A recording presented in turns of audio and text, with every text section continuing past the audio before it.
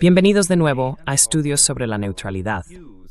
Hoy hablo con Ron Hughes, un historiador y activista australiano que en 1988 fundó la Asociación Australiana por la Neutralidad Armada. Podéis imaginar lo entusiasmado que estoy con este tema. Ron, bienvenido. Gracias, Pascal. Es muy bueno tener esta conversación. Me alegra mucho que te hayas puesto en contacto. ¿Podrías contarnos un poco sobre tu asociación por la neutralidad armada? ¿Cómo surgió y qué ocurrió cuando la Guerra Fría más o menos llegó a su fin?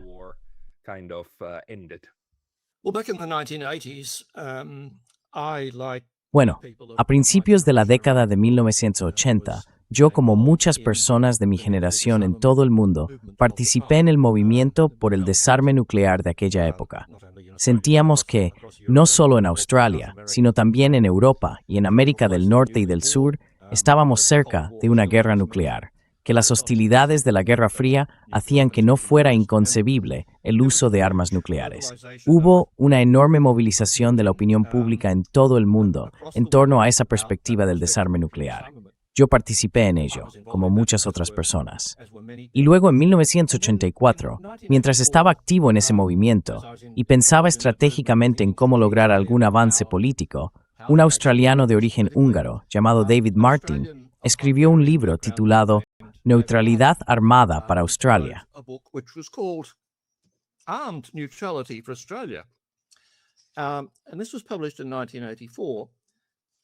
Esto se publicó en 1984. David no era un experto en defensa ni en seguridad, era un escritor de ficción y poesía, pero tenía una visión interesante sobre la importancia de los temas de guerra y paz y sobre cómo la mayoría de la gente se siente paralizada al pensar demasiado en ellos, porque tendemos a pensar, no somos expertos en este ámbito, no sabemos mucho sobre ello. Será mejor dejarlo en manos de quienes sí lo son.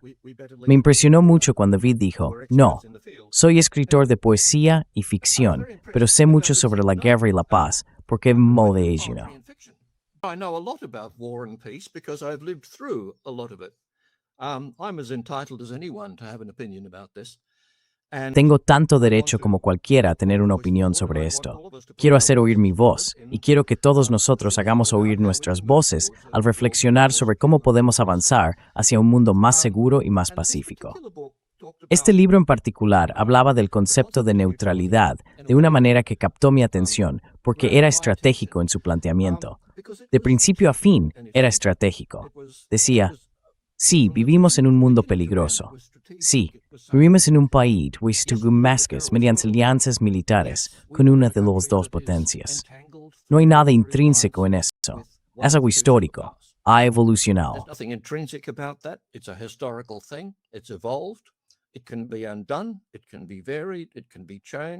Puede deshacerse, puede modificarse, puede cambiarse. Solo hace falta que la gente piense estratégicamente en cómo hacerlo y cómo organizarse políticamente para que ocurra. Y en 1984, ese era precisamente el tipo de cuestión en la que quería reflexionar, porque me preocupaba cómo toda la energía implicada en el movimiento por el desarme nuclear y en movimientos afines de ese tipo podía desarrollarse estratégicamente para conducir a un mundo más pacífico. Así comenzó mi reflexión. Luego, en 1988, empezamos a organizarnos, a celebrar actos, a hablar sobre el tema de la neutralidad, y me encontré siendo un historiador australiano, pero sin una especialización concreta en defensa, política exterior o asuntos militares.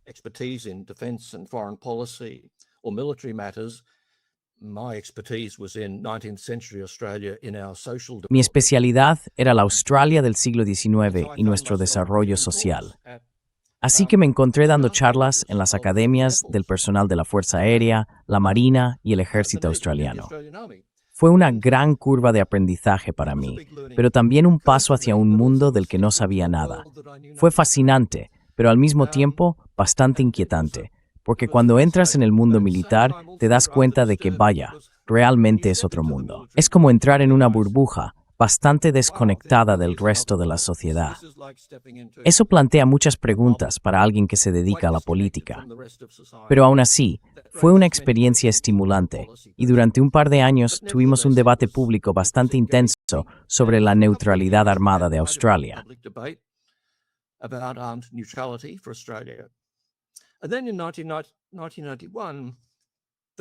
Y luego, en 1991, la Guerra Fría llegó a su fin. La Unión Soviética se disolvió y eso marcó el final de nuestro pequeño periodo de activismo por la neutralidad. La pregunta era, bueno, de acuerdo, después de eso, ¿siguen siendo relevantes estos temas? ¿Se volverán redundantes? Esa fue una cuestión con la que luchamos. Y aquí estamos ahora, más de 30 años después, cuando la cuestión de la neutralidad está resurgiendo en todo el mundo. La gente la está observando con nuevos ojos, y eso me entusiasma mucho, porque siento, en cierto modo, que estoy retomando una conversación que inicié hace 30 años. Y ahora quiero llegar al final de esa conversación.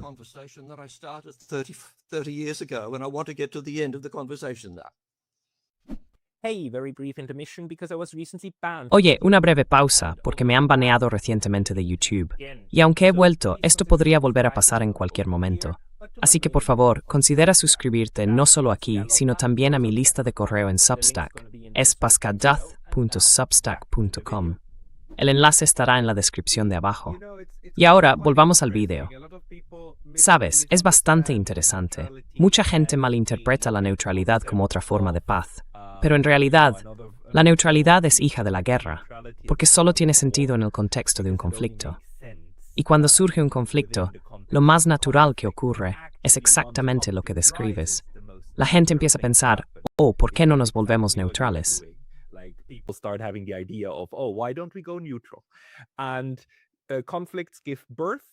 Los conflictos dan lugar a ciertas neutralidades, y los conflictos acaban con ciertas neutralidades. Y de hecho, creo que Australia es una candidata principal para quizá una futura neutralidad real y efectiva, porque actualmente está en una alianza. Todo se hace al unísono con los estadounidenses. Y por lo que sé, también por las conversaciones que he tenido, por ejemplo con el profesor Hugh White, el aparato de seguridad australiano piensa en la seguridad únicamente dentro del marco de la alianza con Estados Unidos y de la disuasión, ¿verdad? Pero corrígeme si me equivoco. Cuando uno empieza a pensar en la neutralidad, tanto desde un punto de vista personal como racional, la disuasión no es realmente el punto de partida, ¿o sí?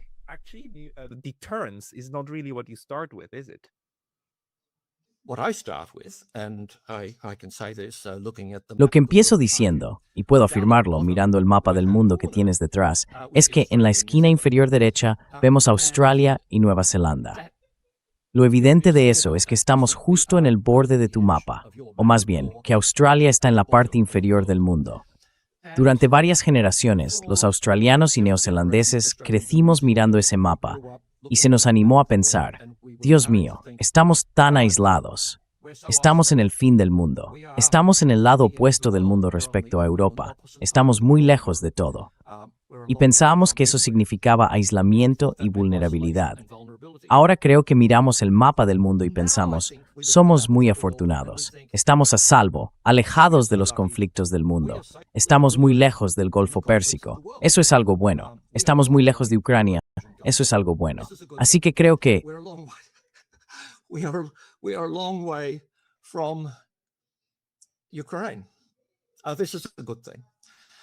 So I think part of my story, and I think the Australian story. Parte de mi historia, y creo que de la historia australiana en general, es que, al ser una sociedad colonial de colonos, donde se trasladó a personas desde Europa y se las colocó al otro lado del mundo, durante mucho tiempo pensamos que estábamos aislados, estábamos solos. Éramos vulnerables. Estábamos allí para ser atacados por un agresor del hemisferio norte. Y en la década de 1870, ¿quién crees que era el principal agresor potencial para Australia? ¿Te sorprendería si dijera que eran los rusos? Vivo en la ciudad de Melbourne, que está situada en una bahía. En los promontorios que separan la bahía del océano, se construyó una serie de cañones en lo alto de esos acantilados en la década de 1870, y eran para disuadir a los rusos. ¿De verdad? ¿Hablas en serio? You're serious about this? Los rusos, sí. Los australianos querían estar preparados para ellos, incluso ya en la década de 1870. 1870, the Russians, and this is extraordinary. En la década de 1870 eran los rusos, y esto es extraordinario, pero así pensábamos. Luego, un poco más tarde, tras el cambio de siglo, fueron los chinos. Y los chinos han tenido una gran presencia durante los últimos 120 años. Pero antes de eso, eran los rusos. Es bastante absurdo cuando se piensa en ello, pero parecía algo natural para varias generaciones de australianos pensar de esa manera. La cuestión es que ahora resulta increíblemente absurdo pensar así. Pero aún así, nuestra geografía ha hecho que tengamos esta extraña ambivalencia sobre nuestro lugar en el mundo, donde al principio pensábamos que éramos muy vulnerables.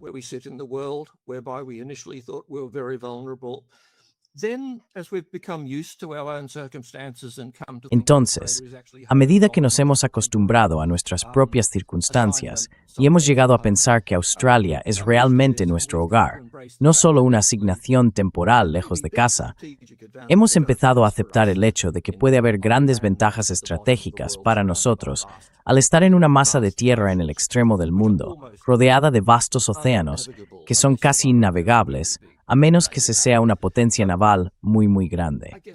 Así que, supongo que para mí, lo interesante ahora es reflexionar sobre lo que esos hechos geográficos significan para nuestro lugar en el mundo en 2026, cuando el resto del mundo es increíblemente peligroso, con conflictos que estallan por todas partes. ¿Cómo contribuiremos a esa situación? ¿Cómo nos afectará? Y puede que una Australia neutral sea la mejor opción posible para nosotros. That a neutral Australia is the best possible option for us. Quiero decir, el mayor peligro de ser un aliado, por supuesto, especialmente de una de las grandes potencias, es que te veas arrastrado a conflictos en los que no quieres entrar. El peligro no es tanto que la gente venga a librar una guerra en Australia, sino que los australianos sean reclutados para ir a luchar en las guerras de los estadounidenses. Quiero decir, ¿es esto algo que actualmente preocupa a la gente en Australia? ¿Cómo preferiríamos no ir a morir al Golfo Pérsico por el imperio estadounidense? O ya sabes, personas que miran a Ucrania y piensan, bueno, sí, Rusia entró allí con sus soldados, pero había una historia detrás de eso. ¿Cómo se está desarrollando eso actualmente en el debate nacional en Australia?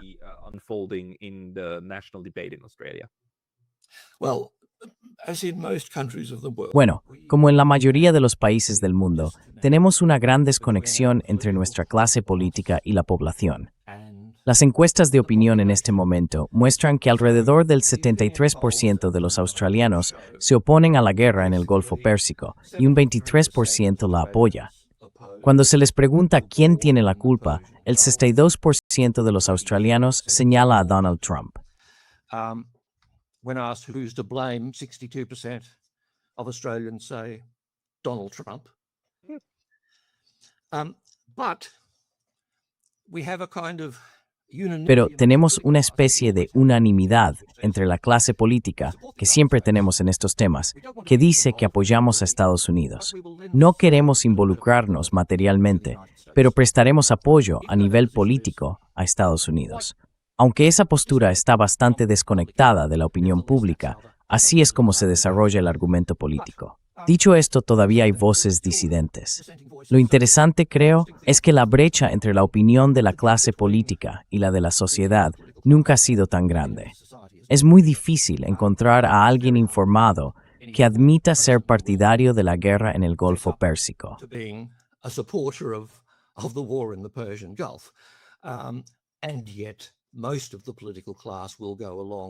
Y sin embargo, la mayor parte de la clase política aceptará esa posición. Pero hay un disidente muy importante, y esto merece destacarse. En nuestro principal partido conservador, que siempre ha sido muy partidario de la alianza con Estados Unidos, su posible nuevo líder, un hombre con formación militar, ha dicho que se opone a esta guerra. Es una guerra absurda. Sería demasiado peligrosa para que los australianos se implicaran de ninguna manera. Y este es un acontecimiento importante porque marca una verdadera ruptura con la ortodoxia oficial. Sugiere que es posible, creo, que surja una nueva visión de la seguridad australiana a partir de este caos.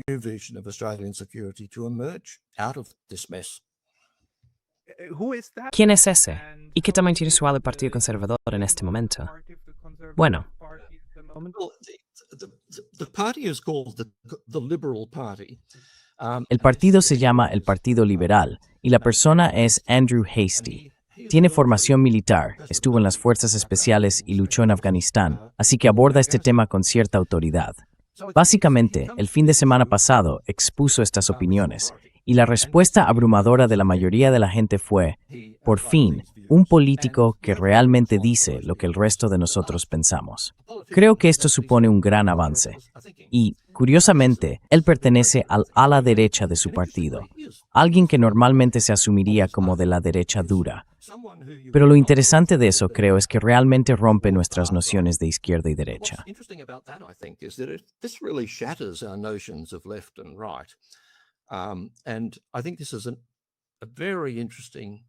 Creo que esta es una corriente muy interesante dentro de todo el debate sobre la guerra y la paz en el mundo. Las nociones tradicionales de izquierda y derecha, que hemos heredado y aceptado como normales durante tanto tiempo, se están desmoronando realmente. Y en ese desmoronamiento, creo que existe una posibilidad real de que para países como Australia, la opción de la neutralidad pueda ser la más adecuada si tus intereses se centran en la soberanía nacional. Si realmente te importa la soberanía nacional, entonces puede ser de derechas o de izquierdas, pero este es el mejor camino a seguir. Me interesa mucho esa convergencia entre la izquierda y la derecha.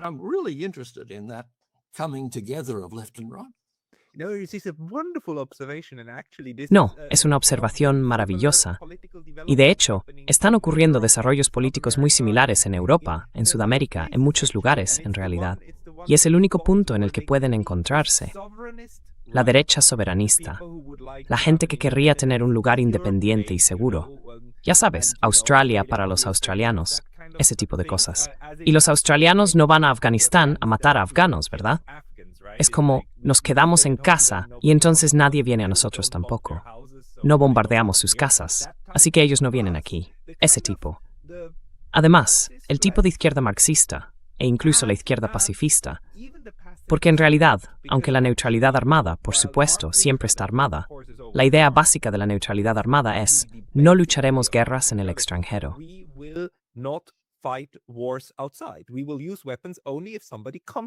Usaríamos armas solo si alguien viniera aquí e intentara invadir, lo cual es, ya sabes, en el ámbito internacional, en realidad un concepto pacifista. No a nivel personal, porque a nivel personal sigue significando que necesitas gente armada, algo a lo que algunos pacifistas de aquí podrían oponerse. Pero al menos, en el sentido internacional, significaría que Australia sería un país pacifista, del mismo modo que Suiza lo ha sido durante 200 años, o Austria durante los últimos 80 años, y así sucesivamente, ¿verdad? Así que de algún modo, reúnes a dos sectores que juntos podrían representar más del 50% de la población, lo que en teoría y en una democracia debería ser un impulso para avanzar en esa dirección, ¿no? ¿Ves interés en la izquierda por ese concepto?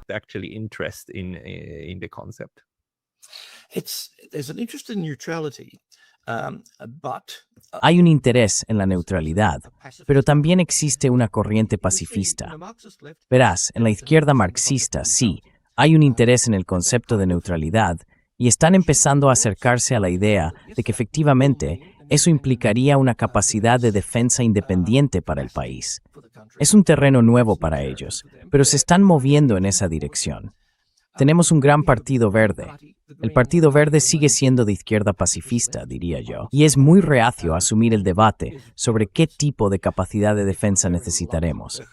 Pero aún así, esas son las corrientes en la izquierda. Lo interesante es que hay corrientes en la derecha que ahora están muy activas, Y para la gente de derechas, esto está vinculado a argumentos económicos sobre las tendencias que se han producido en Australia, pero también en países occidentales comparables durante el periodo de la globalización.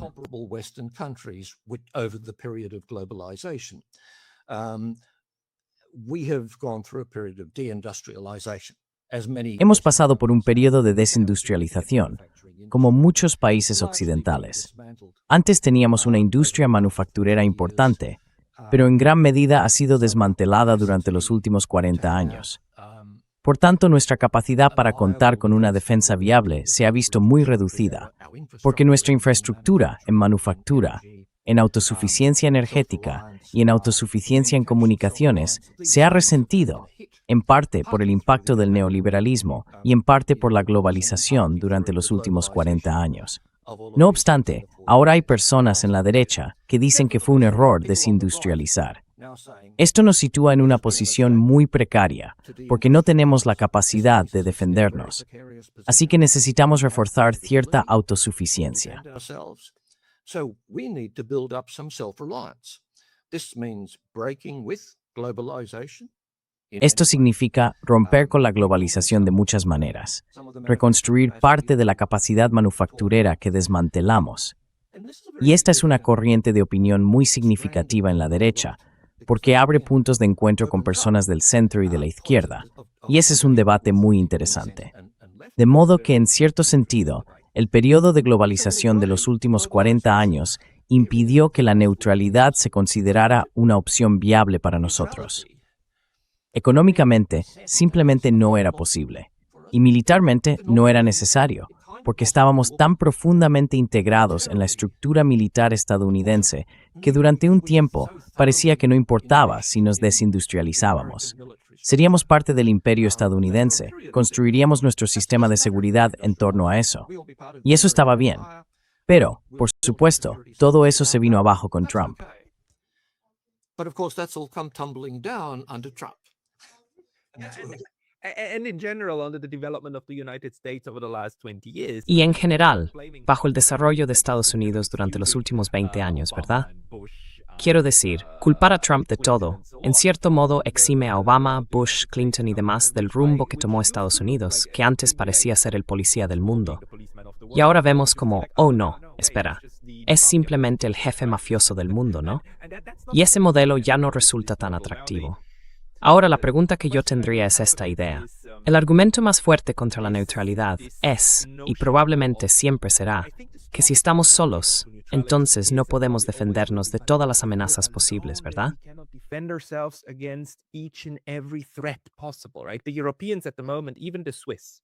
Los europeos, en este momento, incluso los suizos, y soy muy consciente de ello, sostienen que solo si trabajamos juntos podemos defendernos de todas las amenazas, ¿verdad?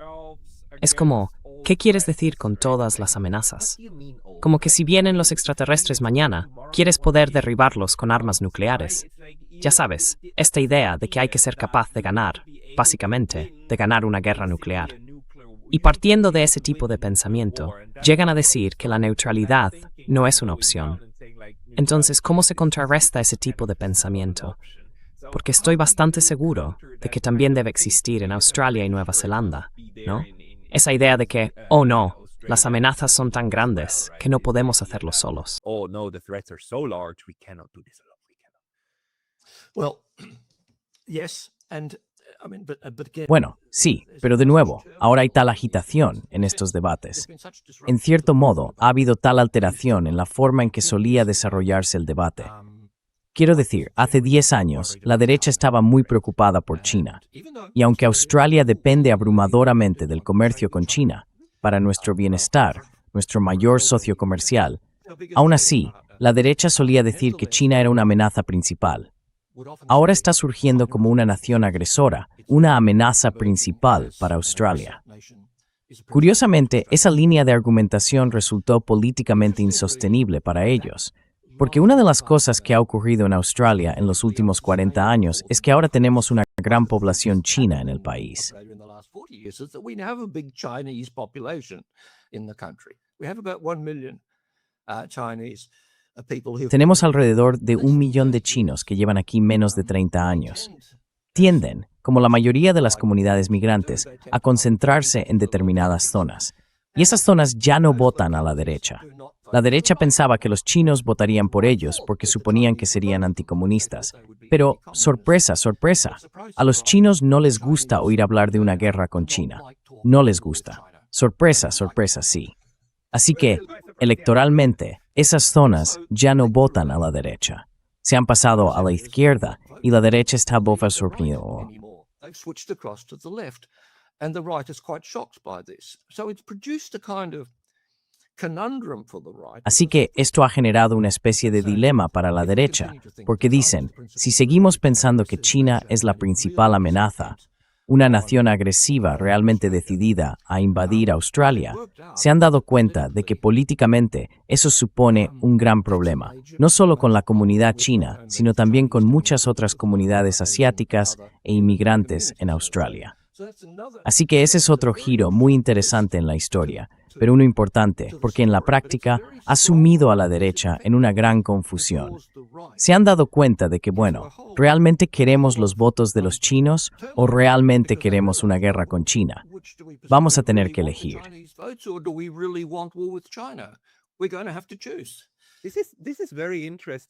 Esto es muy interesante, ¿sabes? Porque al final del día, en el plano ideológico o en el plano constructivista, la neutralidad siempre ha tenido este componente que le permite integrar varios tipos de identidades en competencia.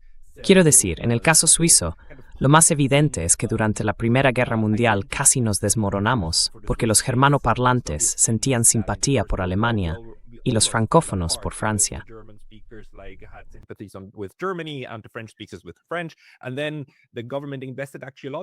Y luego el gobierno realmente invirtió mucho en decir algo así como: mirad, somos neutrales, por lo tanto somos simplemente suizos, ¿verdad?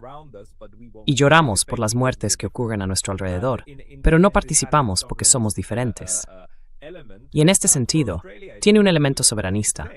Para Australia podría ser exactamente lo mismo. Es como decir, vale, somos blancos, negros, filipinos y chinos, pero al final del día, todos somos australianos y somos neutrales. Así que, si pasa algo fuera, intentaremos ayudar todo lo que podamos, pero no nos uniremos a la lucha de nadie, porque somos nosotros mismos aquí, ¿verdad? Así que hay una enorme posibilidad ideológica ahí, para mantener también unido al país, porque lo último que querrías es una maldita guerra civil por alguna triquiñuela externa.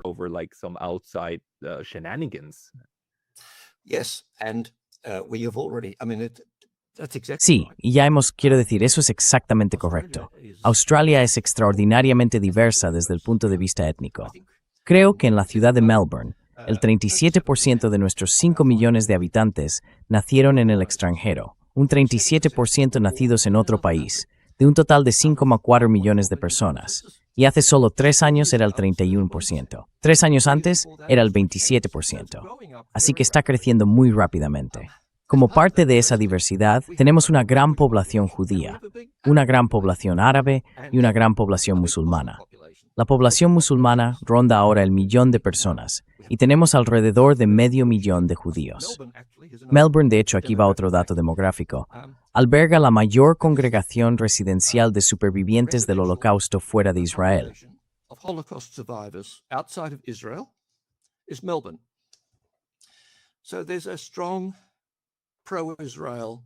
Así que aquí hay un fuerte lobby pro-israelí, basado en la gran llegada de supervivientes del Holocausto que vinieron a Melbourne después de la guerra.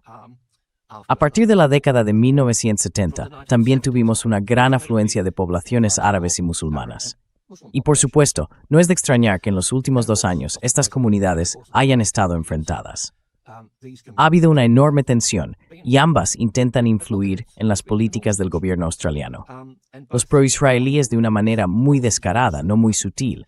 Los musulmanes de formas que son mucho menos efectivas que las del lobby pro-israelí, pero aún así intentan influir en el gobierno.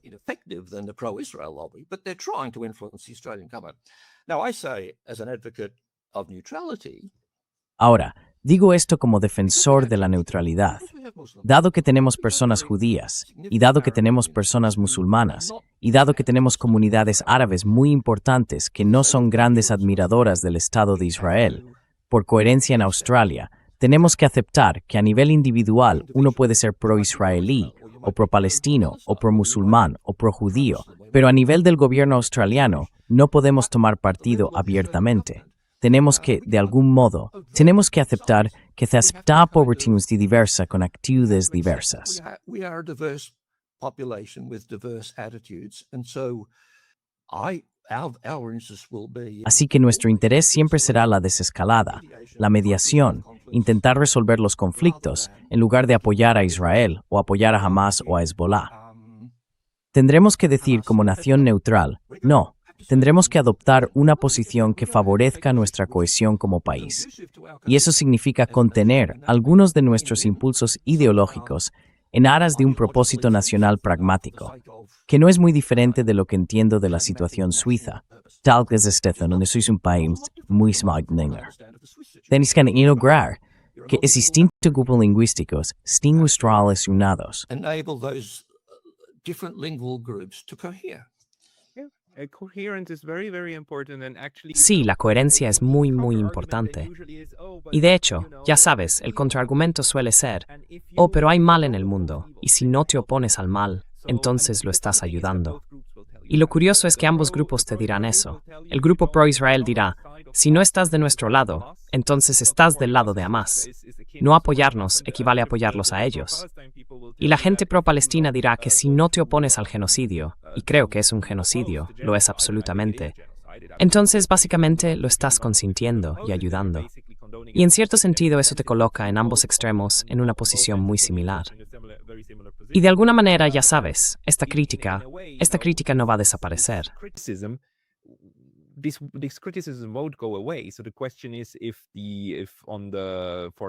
Así que la cuestión es, a nivel de política exterior, si este tipo de postura neutral, para mantener la coherencia interna y evitar verse arrastrado a conflictos extranjeros, empieza a surgir como una forma natural de equilibrar lo interno y lo externo, y los distintos grupos, lo que al final deja a todo el mundo algo insatisfecho, pero suele ser ahí donde reside el equilibrio.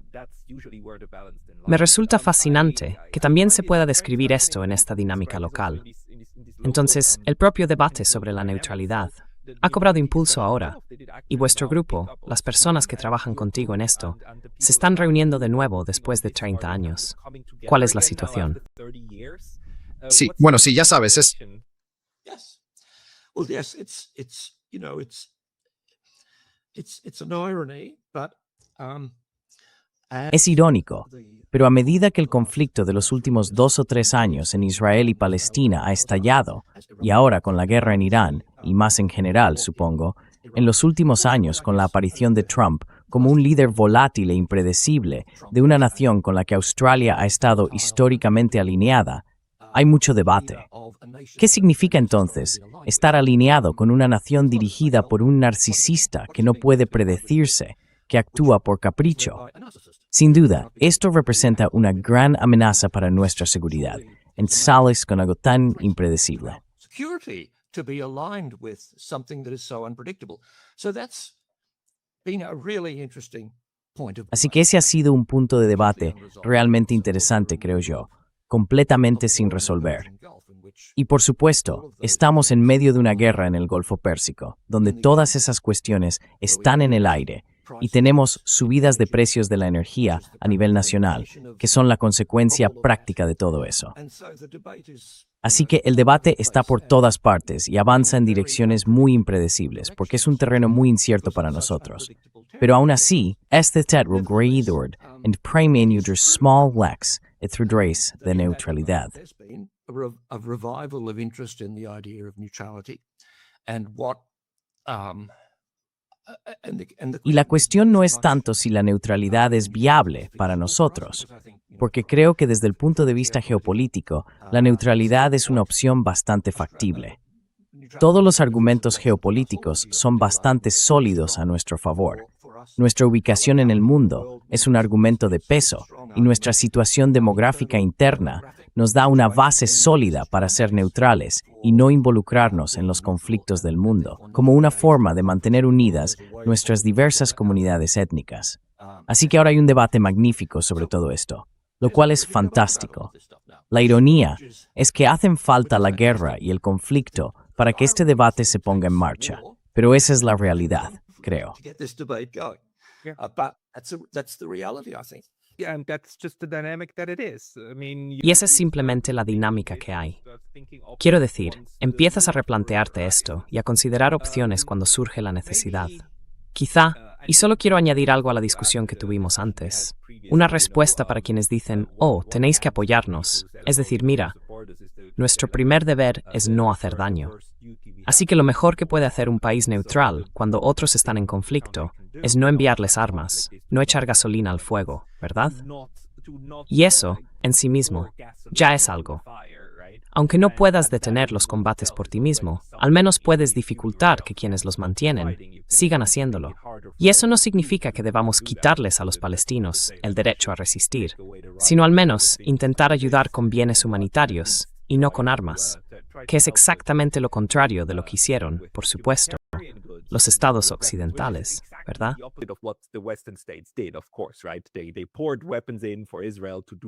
Proporcionaron armas a Israel para llevar a cabo la matanza masiva y demás. Así que no suministrar armas ya es una acción humanitaria. Pero una pregunta más sobre este cambio en la forma en que los australianos se ven a sí mismos. ¿Dónde están en el mundo? Porque siempre me intriga esta idea de que están lejos del resto, ¿verdad? Está íntimamente ligada al hecho de que Australia es un proyecto colonial de asentamiento del Reino Unido. Por supuesto, porque están lejos del Reino Unido. Pero si miras el mapa, están muy cerca de Timor, muy cerca de Indonesia. Básicamente, son la punta sur del sudeste asiático, ¿no? Entonces esa percepción de, oh, en realidad somos una nación asiática, ¿está creciendo en este momento o no? Is that rising at the moment or not? Oh, absolutely, yes. And this is Absolutamente sí. Y esta es una división muy fundamental en la sociedad actual, porque la herencia imperial británica y el proyecto colonial de asentamiento crearon un fuerte sentimiento pro-británico que perduró durante mucho tiempo, posiblemente hasta finales de la década de 1960. Al mismo tiempo, desde los años 60, la inmigración se ha abierto a los países asiáticos. Hasta finales de los años 60, quizá no lo sepas, tuvimos, durante casi un siglo, un programa oficial de inmigración en Australia llamado, y no es broma, la política de Australia Blanca. Y la política de Australia Blanca significaba que aceptábamos inmigrantes de Europa y de Sudamérica, siempre que fueran blancos. And from South America, providing they were white. Now, they were all Lebanese. Ahora bien, los libaneses, a veces hubo casos judiciales sobre si eran blancos o lo suficientemente blancos como para ser admitidos. De acuerdo, ocurrió realmente. De verdad que sí. Pero en 1967, la política de Australia Blanca llegó oficialmente a su fin, y eso significó que la mayor parte de la inmigración desde entonces ha procedido del sudeste asiático, China, Vietnam, Asia Meridional, África y Oriente Medio, con un descenso del componente europeo. Entonces, ¿somos ahora una sociedad asiática? Bueno, somos una especie de sociedad euroasiática y del Pacífico. Es un término torpe, pero en algún punto de eso es en lo que seremos en el futuro. Una especie de mezcla híbrida, multiétnica y única de todas esas cosas. Sí, pero la neutralidad, creo, es una buena base para mantener eso. I think is the good platform for sustaining. Tiene una buena cesta para atrapar todo tipo de cosas, ¿verdad? Y lo curioso es que alcanzar la neutralidad puede ser una lucha política, pero una vez que realmente se llega a ella, empieza a consolidarse muy rápidamente. De hecho, cuesta mucho deshacerse de ella de nuevo. Por eso necesitamos estudiar tan de cerca los casos de Suecia y Finlandia, porque se despidieron de ella y no parecieron arrepentirse, aunque se pintaron una gran diana en la espalda, ¿verdad? Es una absoluta estupidez en términos de realismo geopolítico.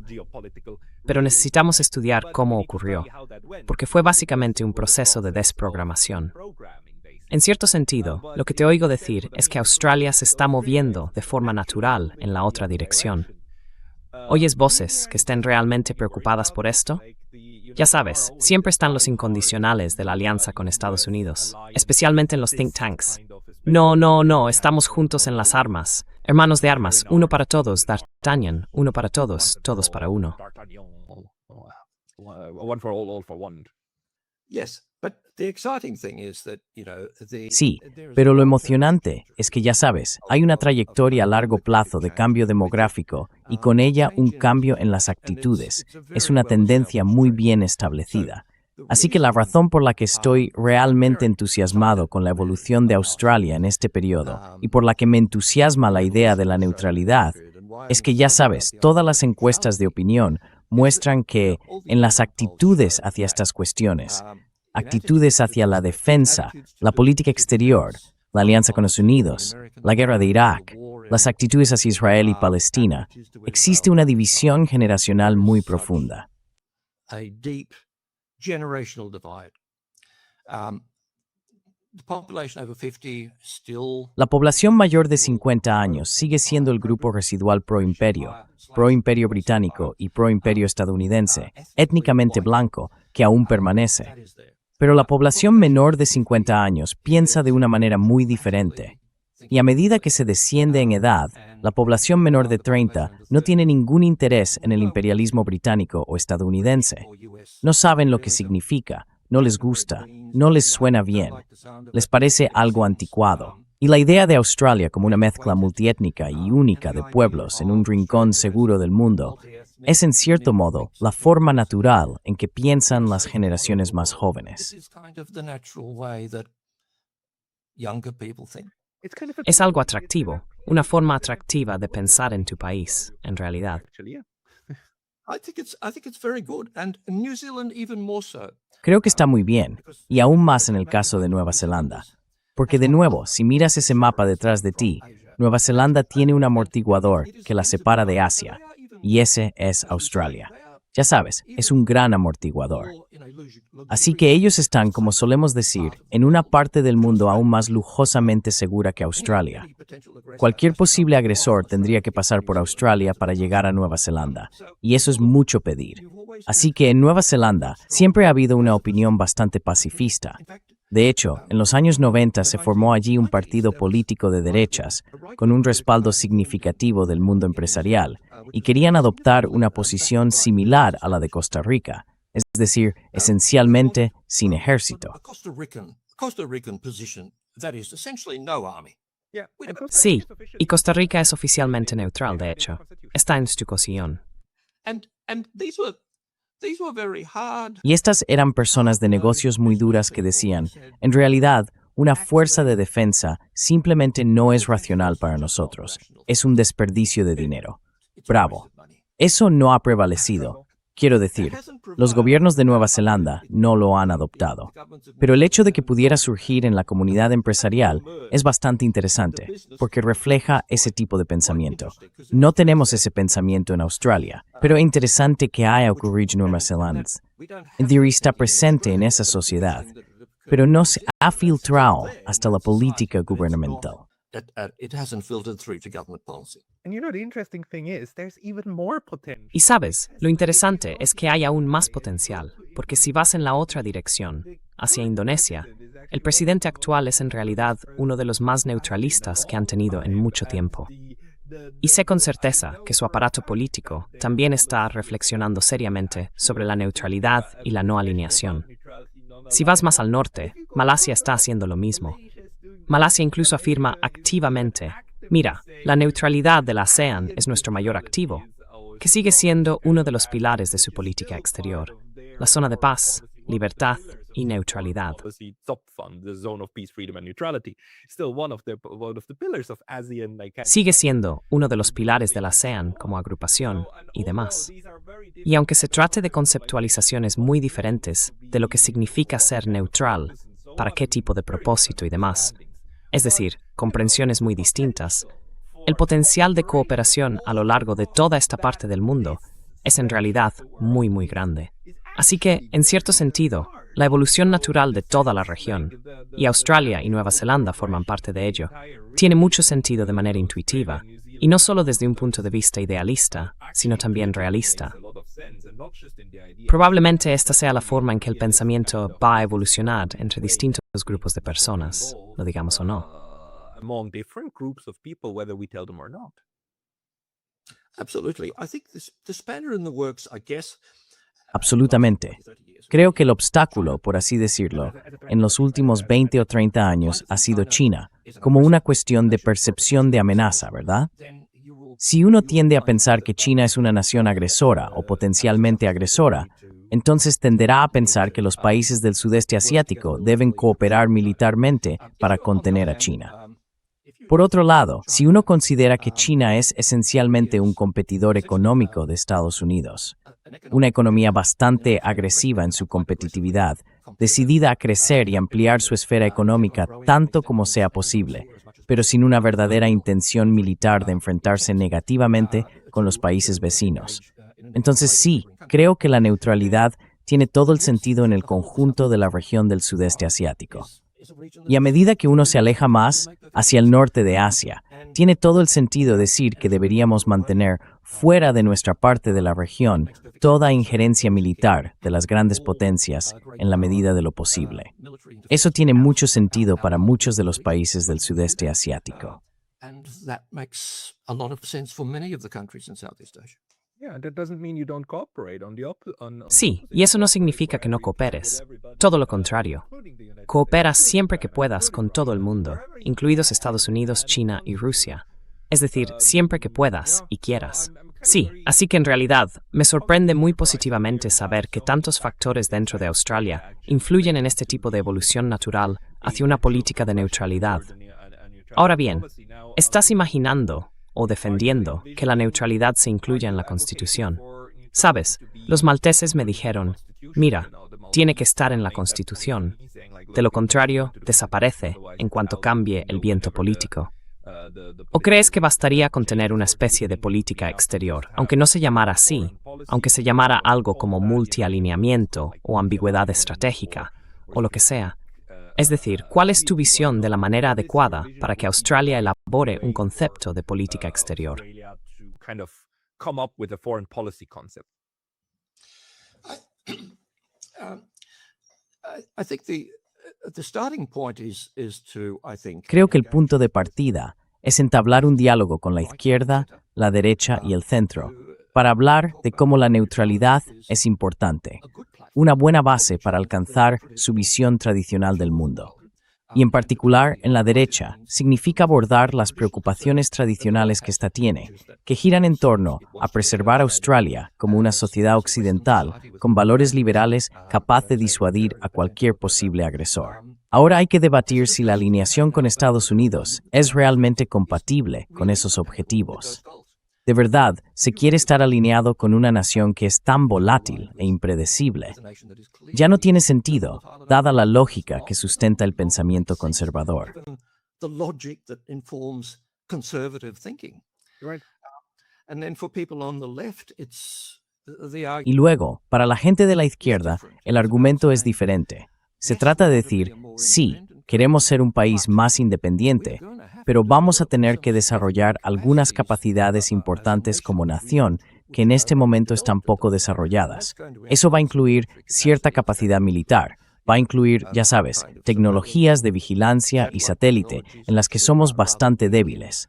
Son cosas en las que tenemos que empezar a pensar. Ese es un nuevo campo de debate para la gente de la izquierda, pero están empezando a darse cuenta de que es importante reflexionar sobre ello y tener algo que decir al respecto. Thinking about that and to have something to say about that. So I think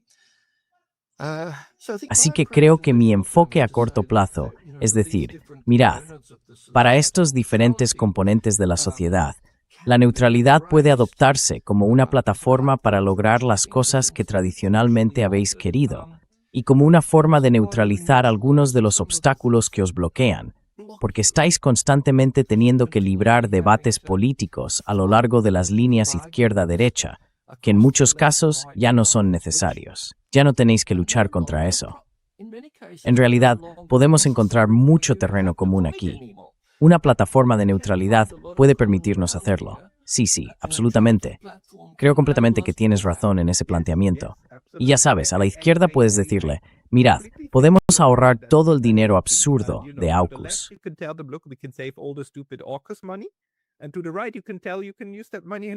Y a la derecha, se puede decir que se puede usar ese dinero para desarrollar los propios proyectos de defensa interna. De acuerdo, pero tomémoslo desde aquí y luego hablemos de cómo vamos a utilizarlo en el otro extremo. Muy interesante. Gracias, Bern, por estas ideas. Entonces, para las personas que quieran escribirte, ponerse en contacto contigo o leer más sobre tu pensamiento acerca de la neutralidad, ¿a dónde deberían acudir? Yeah, they can find me Sí, pueden encontrarme con mi nombre. Creo que me encontrarán con mi nombre, Vern Hughes, Australia. Habrá varios enlaces allí que les permitirán ponerse en contacto y estaré encantado de hacerlo. links there which will get you in touch, and I'm very happy to respond to those inquiries. Estoy muy contento de responder a esas preguntas. Estupendo.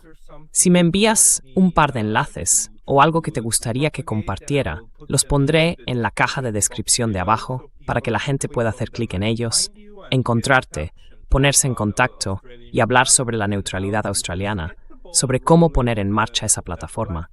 Y también seguiremos en contacto, porque ahora estamos creando plataformas de neutralidad por todas partes, lo cual es otra cosa a tener en cuenta. Vern Hughes, muchísimas gracias por tu tiempo hoy. Vern Hughes, thank you very much for your time today. Maravilloso, Galmeas. Thank you.